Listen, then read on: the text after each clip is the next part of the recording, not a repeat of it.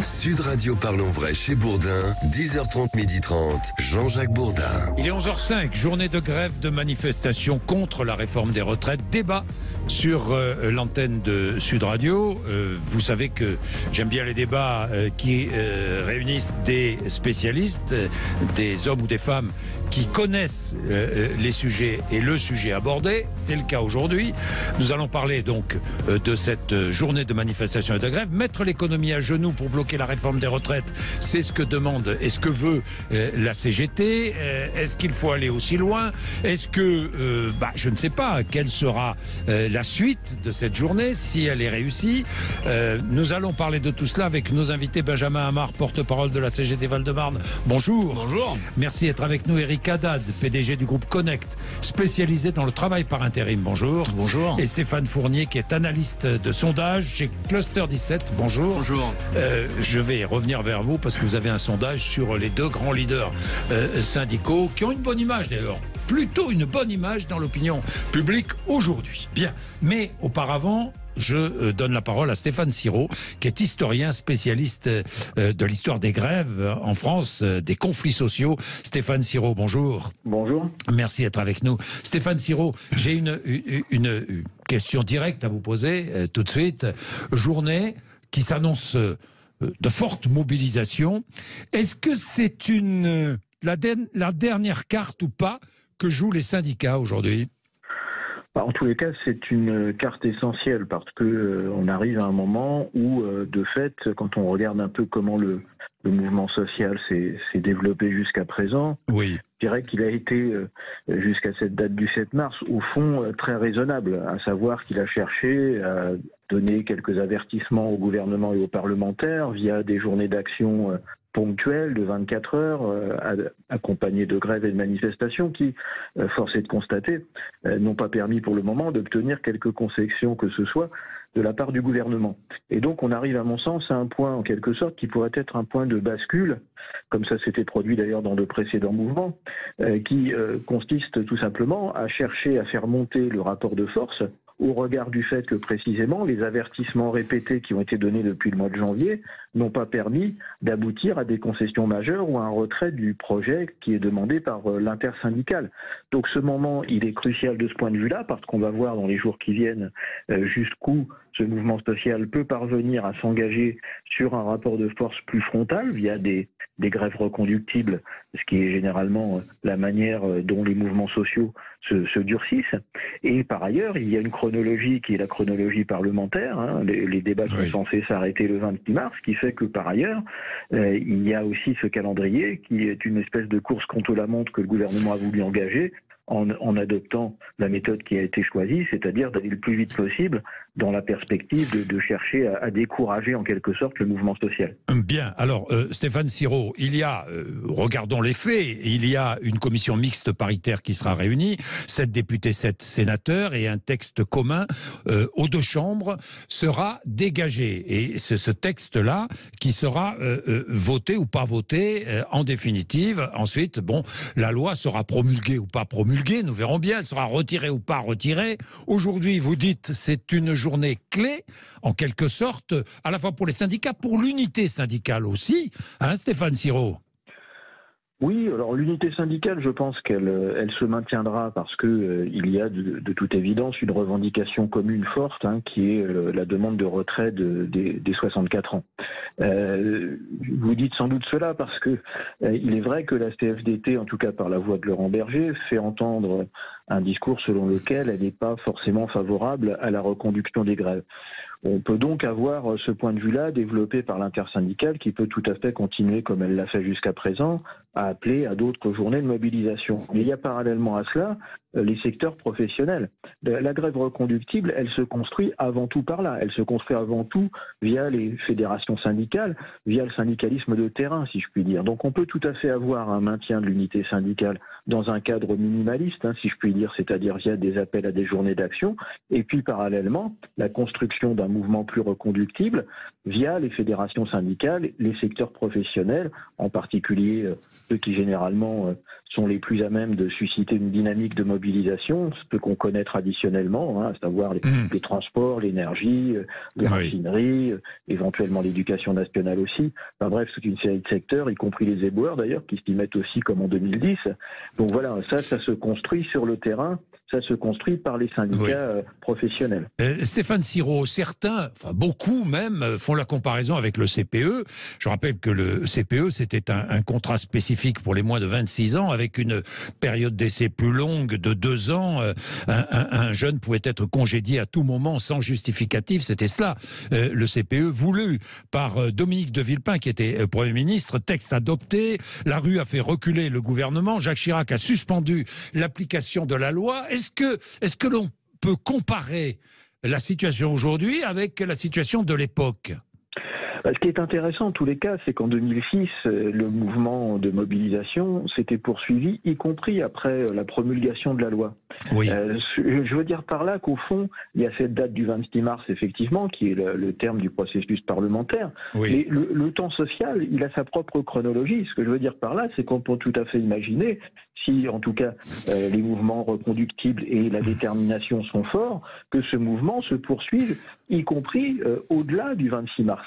Donc ça, c'est quelque chose qui n'est pas du tout exclu, comme ça s'était produit en 2006.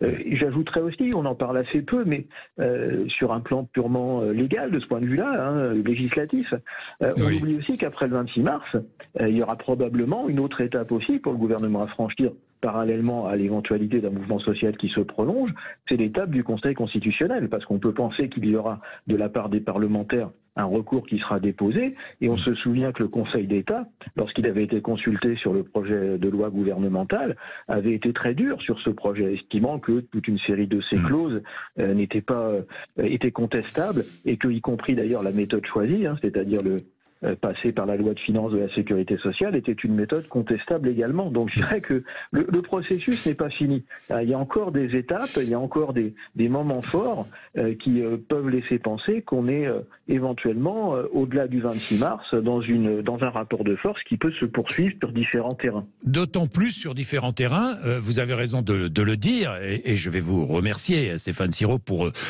votre intervention pertinente, mais différents terrains, et notamment le terrain politique, parce que je regarde les dernières déclarations à la fois de Jean-Luc Mélenchon et de Manuel Bompard de la France Insoumise. Que disent-ils ? Ils demandent aujourd'hui non pas le retrait de la réforme, ils demandent la dissolution de l'Assemblée nationale ou un référendum.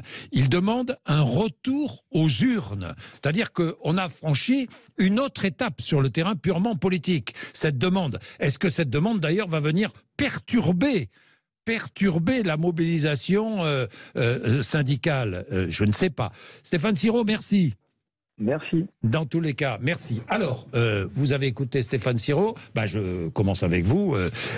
Dites-nous, Benjamin Amar, vous approuviez, je vous ai vu approuver ce qu'il dit. Oui, bien sûr, mais de toute façon, je suis souvent d'accord avec les analyses de Stéphane Siro, qui sont bien souvent pertinentes. Moi, je suis, je vais vous le dire, pour y compris répondre à votre dernière remarque, là, sur est-ce que telle ou telle déclaration politique pourrait perturber la mobilisation. Moi, je vais vous dire, je suis très serein.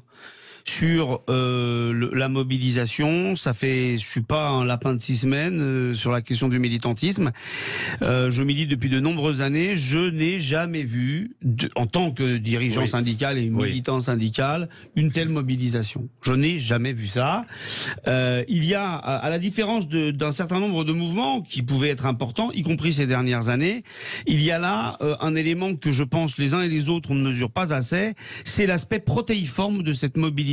C'est-à-dire que là, on n'est pas sur une ou deux professions seulement qui seraient la locomotive. On a des taux de grévistes et on a un nombre d'assemblées générales, d'heures d'information syndicales qui sont sur un spectre beaucoup plus large qu'auparavant. La fameuse conférence de presse de 5 fédérations CGT, par exemple, qui a été énormément commentée et relayée, avec 650 150 secrétaires généraux de syndicats de plusieurs secteurs qui étaient présents. Ça, c'est un phénomène qu'on n'a pas vu depuis très longtemps. Donc, effectivement, je pense que la journée d'aujourd'hui va donner le là.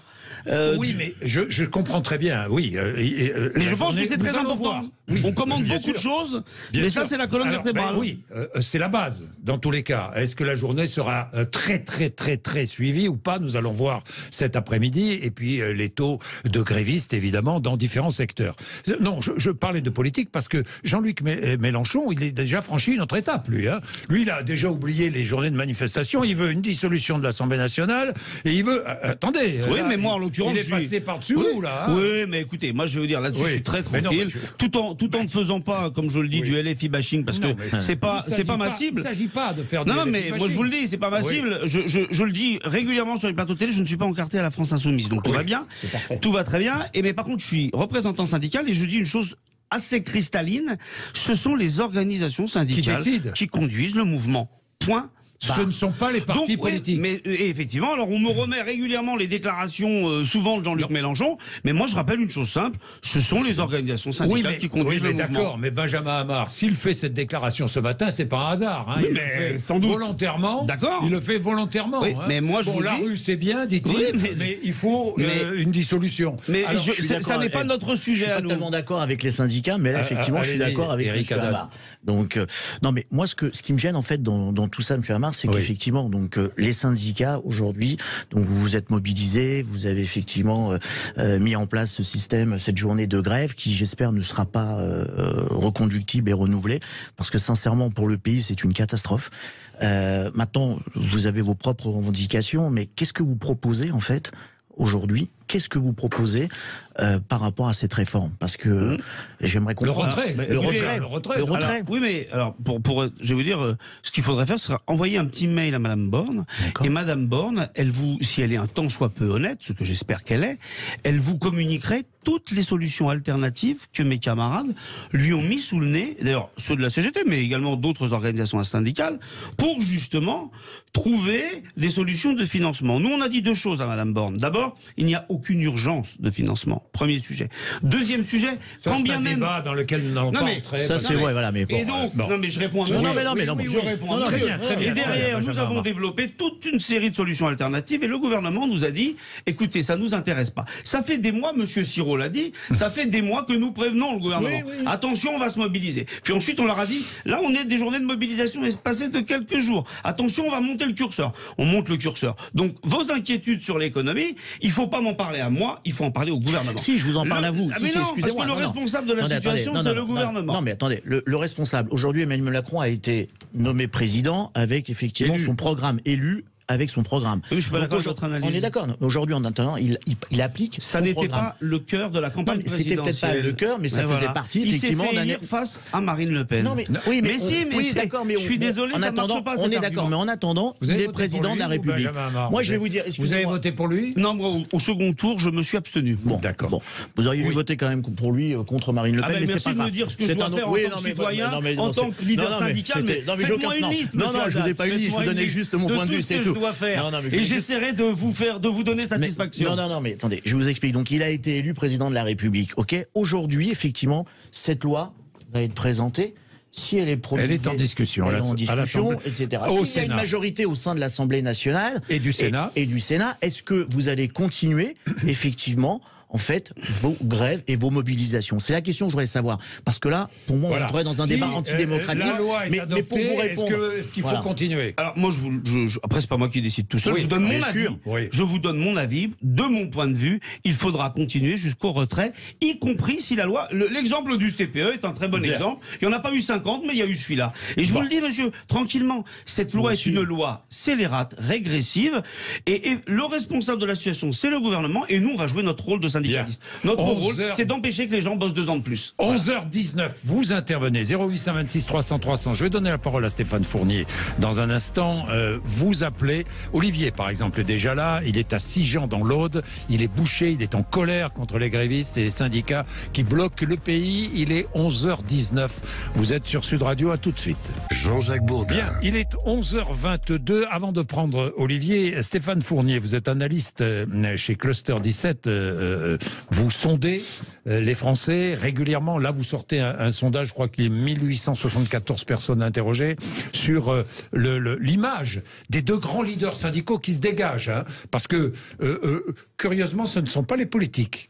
Dans ce conflit, et ça rejoint ce que disait tout à l'heure Benjamin Amar, ce sont les leaders syndicaux qui tiennent le haut du pavé, si je puis dire. Il y a Laurent Berger d'un côté, et il y a Philippe Martinez de l'autre, d'ailleurs qui vont tous les deux quitter les deux centrales syndicales.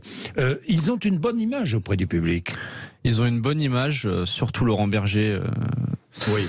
48%, j'ai vu, c'est ça, oui. 48% de bonnes opinions. C'est mieux qu'Emmanuel Macron. C'est mieux que certains politiques, c'est mieux que beaucoup de politiques, mais oui, ils ont le vent dans le dos avec ce mouvement social qui est largement soutenu. La réforme demeure extrêmement impopulaire.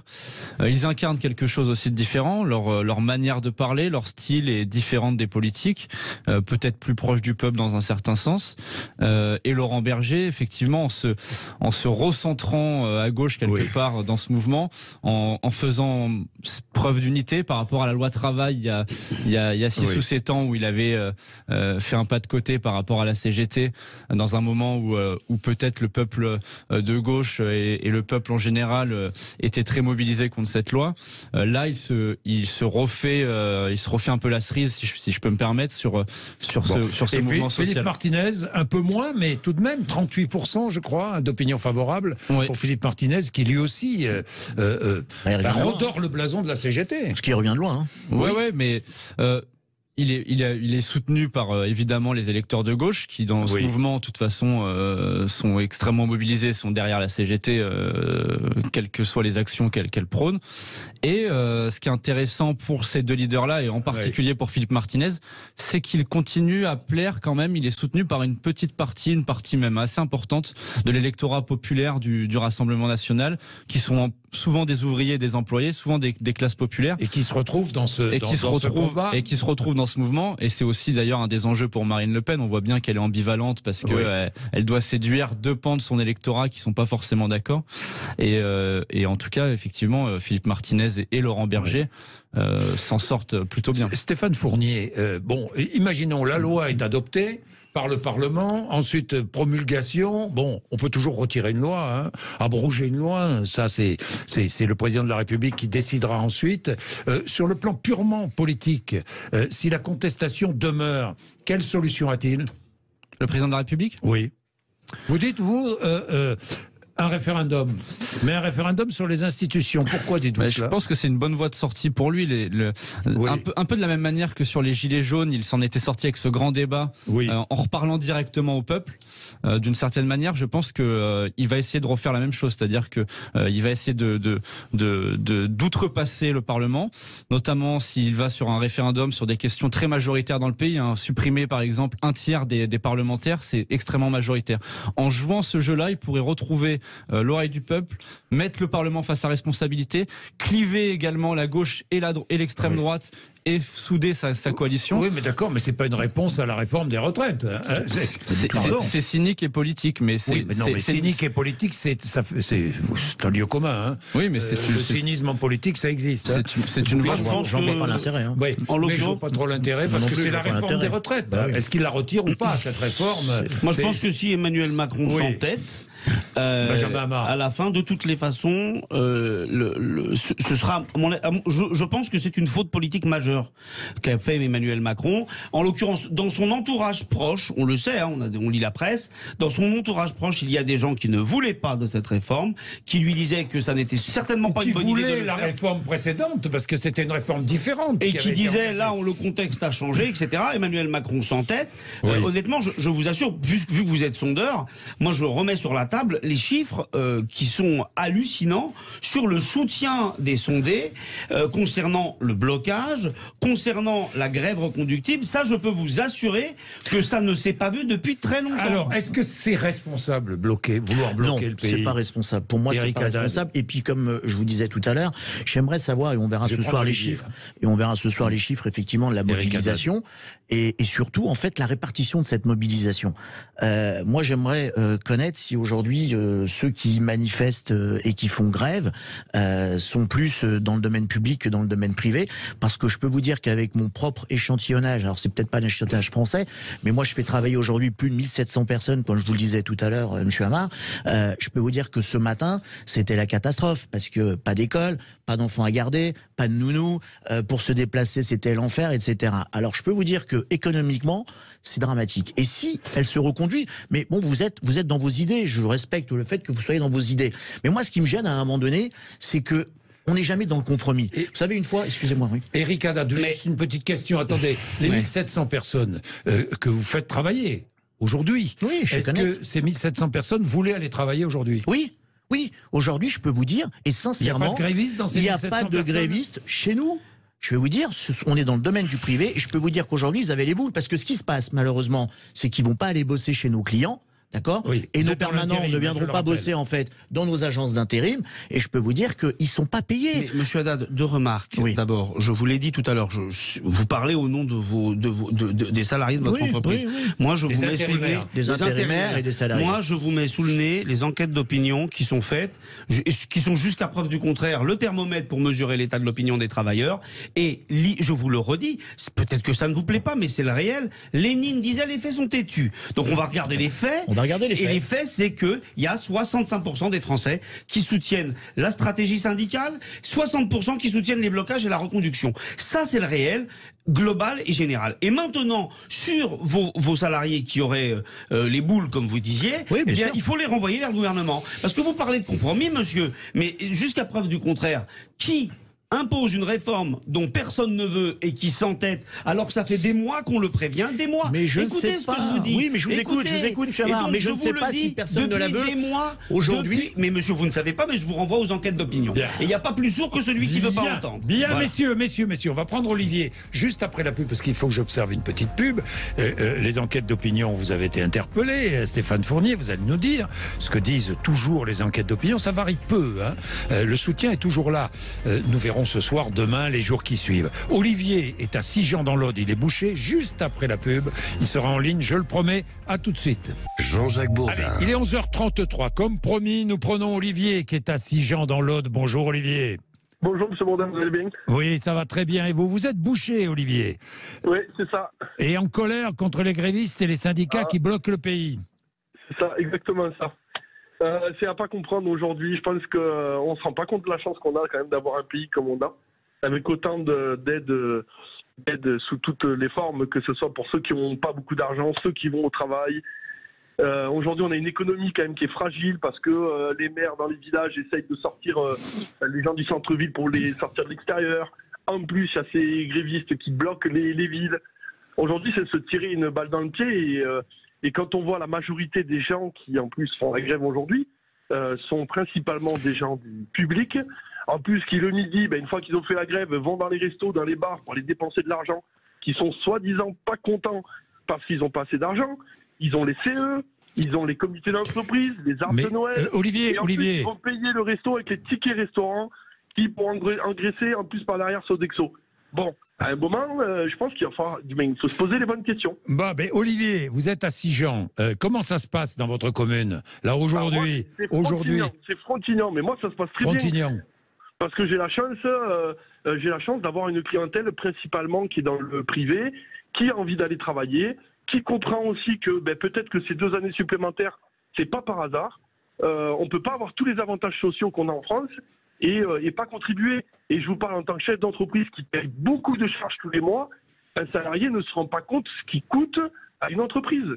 Tous ces gens qui sont dans la rue en train d'essayer de bloquer le pays, ils se rendent pas compte de l'argent qui nous coûte au final. Benjamin Amar, qu'est-ce que vous dites à Olivier? Je dis que Olivier, il a le droit de penser ce qu'il veut, mais même dans la région de Frontignan, il y a eu des mobilisations telles qu'on n'en a pas vu depuis très très longtemps.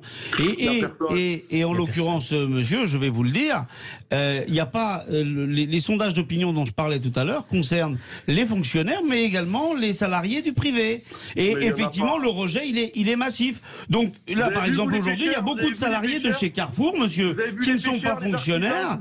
Monsieur, il y y a beaucoup de salariés de chez Carrefour qui ne sont pas fonctionnaires et qui vont être en grève parce qu'ils ne veulent pas travailler 2 ans de plus. Vous dites que finalement, il n'y a pas d'autre solution que travailler 2 ans de plus. Ça n'est pas vrai. C'est bien d'ailleurs pour ça que l'opinion a été convaincue par l'argumentaire syndical. Et donc, les perturbations économiques, monsieur, c'est le gouvernement. Alors, c'est le gouvernement. Benjamin Amar, Olivier, et ensuite, nous aurons Eric Haddad qui voudra prendre la parole. Olivier. Bah attendez, nous on a des grosses sociétés qui sont chez nous, on a la société Président, Exis, plein d'autres sociétés comme ça, qui génèrent 1000, 1500 salariés. Personne ne pose une grève. Personne. Tout le monde est content d'aller au travail. Et à côté, on a des gens qui viennent nous emmerder parce qu'ils travaillent à la RATP et dans tous ces services publics, qui viennent dépenser le midi quand ils font leurs manifestations. Mais monsieur, ils ont le droit de faire grève. C'est un droit constitutionnel, la grève. Ils vous posent problème et vous les insultez en disant qu'ils vous emmerdent, mais c'est un droit constitutionnel, c'est une liberté fondamentale. Et ça vous pose problème, mais c'est, en l'occurrence, c'est vous qui empiétez sur les libertés d'autrui. Voilà. Non, non, je suis pas d'accord avec vous. Non, non, c'est normal, monsieur. C'est normal, attendez. Monsieur est employeur comme vous. Ah bah exactement, monsieur est employeur comme nous et on est fiers effectivement d'être employeur parce que je peux vous dire qu'aujourd'hui on apporte de la valeur ajoutée à notre pays. Je ne sais pas par qui vous êtes payé, monsieur Amar. Je ne sais pas si pendant que vous faites grève, excusez-moi, je ne sais pas. Attendez, monsieur. C'est les travailleurs qui la font avec les patrons. Non mais là, vous dites que c'est vous qui produisez la richesse. Vous savez comment sont payés les CSE. Vous savez comment sont payés. C'est pas vous que je vais apprendre ça. C'est grâce au capital, monsieur, puisque ce sont nous les chefs d'entreprise et nos entreprises. C'est une conquête sociale, les CSE. Mais c'est parfait. On a été les chercher avec les dents. Non mais attendez, mais c'est parfait. Alors je vais vous dire. Rien donné sur un plateau. Attendez, monsieur Amar, je vais vous dire. Mais c'est parfait parce que je suis pour les CSE, parce qu'on apporte effectivement un service à nos collaborateurs. Rappelez ce qu'est un CSE. Oui, un comité social économique. Il n'y a pas de problème. Moi, juste la question que je vous pose, c'est par qui vous êtes payé, vous? Est-ce que quand vous êtes en grève, vous êtes payé ou pas? Et tous les grévistes en fait de la fonction publique sont... des fake news. Alors. Non, pas des fake news. Je sais pas. Je vous pose la question. Vous êtes un spécialiste puisque vous êtes représentant. Non, j'ai pas d'angoisse. Quand je fais grève, monsieur, je n'ai aucune angoisse, monsieur Amar. Voilà ma réponse. Ah bah alors c'est parfait. Bon bah merci. Merci pour votre franchise. Alors quand vous faites grève, vous n'êtes pas payé, c'est parfait. Exactement. Et ça me coûte cher. Eh ben si ça vous coûte cher, c'est parfait. Mais c'est pour l'intérêt général. Alors c'est parfait. Et c'est une liberté fondamentale. Eh ben c'est magnifique. La liberté fondamentale, j'y suis pas. Au contraire, contre et loin de là. Mais vous avez répondu à ma question. Donc quand vous faites grève, effectivement, vous n'êtes pas payé. Donc il n'y a aucun problème à ce niveau-là. Mais au moins la réponse est claire. Parce que beaucoup d'entre nous et beaucoup d'auditeurs ne le savaient pas. Et la liberté. La clarification est faite. La clarification est importante. Et dites-moi, la liberté, puisque vous parlez de liberté, quand vous voyez le député Boyard qui demande à ce qu'on bloque les lycées et les universités, il empêche certains. Ouais. Il prive de liberté certains qui ont il ferait mieux de retourner sur les plateaux d'Hanouna, ce monsieur, parce que c'est une honte. Voilà, s'il vous plaît, je voudrais juste le dire, parce que ce monsieur, vaut mieux qu'il retourne faire du show business chez Hanouna, parce qu'une représentation de l'Assemblée nationale avec ce genre d'individu, je peux vous dire que c'est une honte pour la France. C'est une honte. Alors, qu'il retourne chez Hanouna, il touchera son petit ticket chez Hanouna, mais aujourd'hui, franchement, il ferait mieux de se la taire. De se taire. Alors, sur la question des blocages que vous posez, alors après, encore une fois, moi je ne suis pas, pour la stratégie du buzz, hein, mais sur la question des blocages, la question de fond, je rappelle que dans tous les mouvements sociaux, vous avez des blocages d'entreprises, bien souvent, des blocages parfois d'universités ou des blocages de lycées, c'est pas nouveau. Par contre, alors sur le rapport à la légalité, moi je veux bien qu'on le mette sur la table, mais il faut qu'on le mette sur la table pour tous les sujets. Sur les réquisitions, par exemple, les réquisitions de personnel, par exemple, dans les raffineries. Il y a un truc qui est souvent un angle mort des débats, mais moi que j'aime bien remettre sur la table. Le premier à avoir fait ça, alors Emmanuel Macron l'a fait à l'automne dernier, mais il s'est inspiré de Nicolas Sarkozy, qu'il avait mis en œuvre en 2010 lors de la réforme Woerth. Ce qu'on dit rarement, c'est que Nicolas Sarkozy a été condamné par l'OIT pour cela. L'OIT, c'est l'ONU. Parce que réquisitionner des personnels avait été jugé illégal. Donc vous voyez, le rapport à la légalité dans un mouvement social, on pourrait en dire beaucoup de choses. Bien.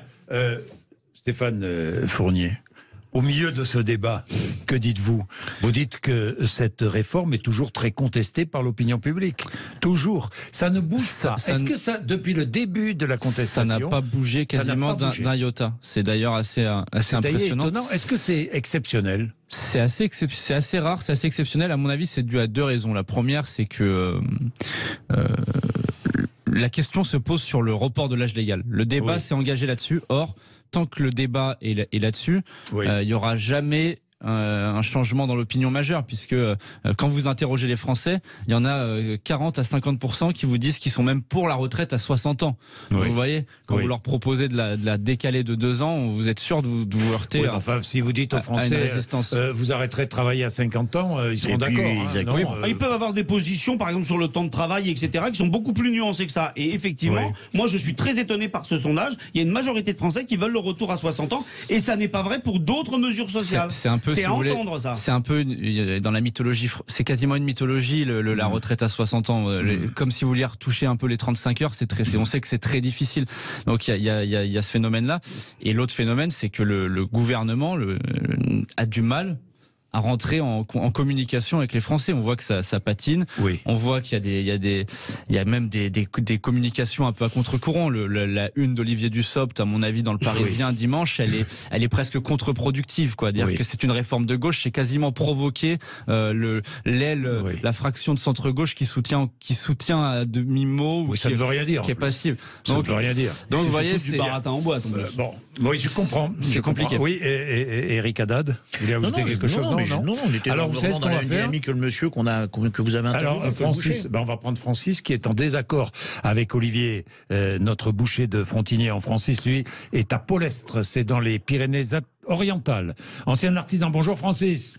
Oui, bonjour. Bonjour. Oui, effectivement, j'ai entendu Olivier, le boucher de Sijan, intervenir. Moi, je suis pas tout à fait d'accord avec lui. Je dirais même que je suis en total désaccord avec lui. Aujourd'hui, les gens n'acceptent pas cette réforme des retraites telle qu'elle est présentée parce que c'est une injustice profonde. C'est totalement insupportable. Et moi, comme je disais tout à l'heure au monsieur qui m'a reçu au téléphone, j'ai commencé à travailler à 14 ans. J'ai 58 ans. Je devais partir normalement dans 2 ans en partant en retraite anticipée, c'est-à-dire à 60. Je vais aller jusqu'à 62. Et aujourd'hui, on me demande d'aller jusqu'à 64 ans. Mais ça dépend. Vous êtes entré en apprentissage à 14 ans. Non. Vous savez, moi je vais vous expliquer. Ça dépend de votre durée de cotisation, Francis. Hein. J'ai les annuités, j'ai tout ce qu'il faut. Alors, si vous avez tout ce qu'il faut, 43 ans de cotisation, vous partez à la retraite. Mais comme je l'expliquais, on a aujourd'hui affaire à un gouvernement d'entêtés. Monsieur Macron en tête. C'est un gouvernement d'escrocs. Ce sont des escrocs. Ils ont menti aux Français toute leur mandature, la précédente et celle qui est en cours. Ils continuent à nous mentir. Mais Francis, votre position... Monsieur Macron voudrait dire, il pourra partir en disant, moi j'ai fait cette retraite. En ayant mis la France à feu à sang, il pourra se targuer de dire, moi j'ai fait la retraite. Mais Francis, j'ai une question à vous poser. J'ai une question à vous poser. Est-ce que vous êtes contre la réforme des retraites ou est-ce que vous êtes avant la réforme des retraites finalement c'est pas le principal sujet. Est-ce que vous êtes à fond anti-Macron avant tout? Oh non, je suis pas anti-Macron. Vous savez, pour moi, ça reste le président de la République. La fonction mérite d'être respectée. Le bonhomme peut-être un petit peu moins, mais la fonction mérite d'être respectée. Je suis quelqu'un de fortement républicain et j'aime mon pays plus qu'autre chose, comme on dit. Mais la réforme des retraites, c'est un scandale profond. C'est totalement injuste. C'est injuste. Ce n'est pas dans la forme où elle est présentée, ce n'est pas supportable. Et en plus, ils veulent pas entendre la rue. Moi, je vote. Je le disais, je vote depuis des années à droite parce que c'est mon opinion, mais ça n'engage que moi. Mais M. Macron, il voudrait faire croire qu'il est de droite, mais il ne l'est pas. Il est plutôt... non, mais alors, est-ce que la rue... Alors, je vous pose une question, Francis. Est-ce que la rue prime sur les urnes? À un moment donné, oui. N'oublions pas que M. Macron a été élu avec 23% des électeurs. Le reste, ce sont des gens qui ont voté contre le Front National, c'est tout. C'est pas comme ça que la démocratie, elle n'est pas faite comme ça. Il aurait fallu refaire les élections d'ailleurs. Parce que quand on voit aujourd'hui l'abstention qu'il y a, on devrait rendre le vote obligatoire. Ah, ça c'est un autre débat, rendre le vote obligatoire. Moi j'y suis assez favorable, je dois dire. Mais enfin bon, je sais pas, vous êtes d'accord tous autour de la table? Benjamin Hamar, non, je sais pas, ça nécessite... Enfin, je pense qu'il faudrait quand même réfléchir un petit peu aux motivations de l'abstention. Parce qu'il y a l'abstention, il y a celui qui ne va pas voter parce que ça l'intéresse pas, et il y a celui qui ne veut pas voter parce qu'il est finalement, il a une défiance globale vis-à-vis de la politique. Et c'est pas pareil. Et donc je pense qu'on devrait plutôt se demander quelle est la responsabilité des politiques dans l'essor de l'abstention. Vous avez raison, Benjamin Amar. Il y a la responsabilité du citoyen aussi. Il y a la responsabilité du politique et il y a la responsabilité... Mais justement, là, en l'occurrence, dans cette proposition-là, on culpabilise seulement ceux qui ne vont pas voter, alors même que dans les motivations de ceux qui ne vont pas voter, il y a des choses éminemment politiques. Bon, c'est très politique aussi, hein, Stéphane Fournier, ce qui se passe en ce moment. Bon, on parle beaucoup des syndicats, de cette réforme des retraites, mais il y a en ce moment, c'est un tournant de la vie politique française. Hein. Ça peut être un tournant parce que le gros risque, il est pour Emmanuel Macron, il est sur une fragmentation de sa coalition. C'est-à-dire que ça peut être une parenthèse. C'est-à-dire que ce qu'on a connu, c'est-à-dire une réunification du centre-gauche et du centre-droit sur un grand centre comme ça, une tripartition de la vie politique française, c'est une anomalie à l'échelle de la Ve République. Et puis on entend beaucoup, il a été élu par 25% du corps électoral. Oui, d'accord, mais personne ne pouvait être élu avec plus de 25% du corps électoral. Tout à fait. Dans le paysage politique français. Mais c'est comme ça la démocratie. Dans beaucoup de pays, c'est comme ça. Monsieur Bourdin, dans ces cas-là, moi j'entends ce que vous dites. Oui. Mais quand on a un paysage politique aussi fragmenté, quand on sait très bien qu'on a bénéficié d'un vote du vote rejet contre l'extrême droite. Rappelez-vous ce qu'a dit Emmanuel Macron au soir de son élection. Il dit cette élection m'oblige. C'est-à-dire qu'il a bien mesuré la chose. Alors si cette élection vous oblige, si vous êtes conscient de ce qui s'est passé, pourquoi vous mettez en place une réforme aussi clivante dont personne ne veut et qui ne se justifie pas par la problématique du financement? Eh bien vous êtes un irresponsable si vous faites ça. Et vous ne pouvez pas arguer de votre vote, ça ne marche pas, ça n'imprime pas et ça n'imprimera pas. Bien, il est 11h46, à tout de suite. Merci Francis, merci Olivier. D'autres auditeurs, 0826 300 300 et nous continuons notre débat, à tout de suite. Jean-Jacques Bourdin. Bien, pendant la pub, on a beaucoup parlé du député Boyard, mais on va pas parler du député Boyard parce que je vais en reparler juste après les infos de midi avec mon invité Didier Georges, qui est secrétaire national du syndicat national du personnel de direction de l'éducation nationale, qui réagit parce que les lycées sont concernés et bien sûr il réagit, il condamne d'ailleurs les propos de Louis Boyard. Il sera avec nous tout à l'heure à 12h05. Mais revenons moi sur le fond, parce que c'est bien beau tout ça. Mélenchon qui nous parle de dissolution de l'Assemblée nationale, Boyard qui lui fait le buzz volontairement, il fait le buzz volontairement. Hein. Tout ça, ça détourne l'attention de quoi? De la réalité. Réforme des retraites, forte mobilisation aujourd'hui, grève aujourd'hui, et la réalité, elle est là. Mais vous posiez une question tout à l'heure, et Benjamin Amar a répondu. Si aujourd'hui c'est un succès, vous allez poursuivre évidemment avec des grèves reconductibles. Je ne sais pas si l'unité syndicale se poursuivra. Nous verrons bien ce soir. Hein? Nous verrons bien ce soir. Rappelez-vous quand même qu'il y a déjà eu des précédents où, moi je suis invité sur les plateaux depuis un certain temps de cette mobilisation, et on nous disait, ça n'est pas la ligne CGT, les autres organisations syndicales n'en veulent pas, etc. Moi je suis frappé par la capacité des organisations syndicales à trouver un chemin commun en s'adaptant aux réponses du gouvernement. Et donc, effectivement, des organisations syndicales ont reconsidéré leur position, voyant l'entêtement du gouvernement. Et donc, on travaille, je veux dire, l'interfédéral... Donc, nouvelle journée, si aujourd'hui c'est un succès, nouvelle journée de manifestation. Bien sûr, prenons un exemple précis, dans le secteur des cheminots, par exemple, nouvelle galère. Monsieur Bourdin, dans le secteur des cheminots, par exemple, toutes les organisations syndicales représentatives ont signé effectivement un chemin vers la reconduction. Toutes, pas que la CGT. C'est également le cas effectivement de l'UNSA, c'est également le cas de la CFDT, etc. Toujours les mêmes. Toujours les mêmes qui nous prennent en otage. Alors écoutez, la prise d'otage. Oui, excusez-moi, mais non, mais c'est une réalité. C'est une vieille tarte à la crème. Mais les régimes spéciaux, les prises d'otage, monsieur, c'est du terrorisme. Qu'est-ce que vous faites des régimes spéciaux? Qualifier les organisations syndicales représentatives, faire un parallèle avec des actes terroristes, ça vous déshonore, je vous le dis tranquillement. Et donc, je trouve ça vraiment déplacé. Et les régimes spéciaux, monsieur, c'est un droit. Quand dites-vous des régimes spéciaux, mais c'est une liberté fondamentale. Non, moi, c'est l'égalité en fait des retraites. Vous parlez de la réforme des retraites, mais les régimes spéciaux, vous en faites quoi des régimes spéciaux? Des gens qui effectivement ont de meilleurs avantages que dans le privé. Écoutez bien, je vais vous dire un truc. Je vais vous dire. Vous êtes force de proposition. Mais bien sûr, mais moi je vais être très clair avec vous.